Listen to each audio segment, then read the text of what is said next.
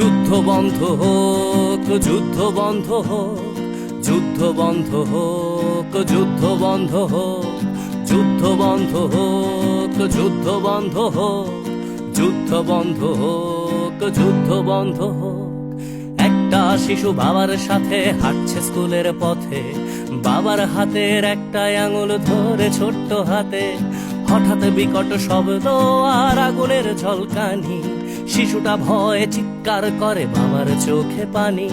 ছুটে আসে এক কামানের গোলা, লন্ড ভন্ড সব, বাবা শিশু সহ সব পুড়ে ছাই।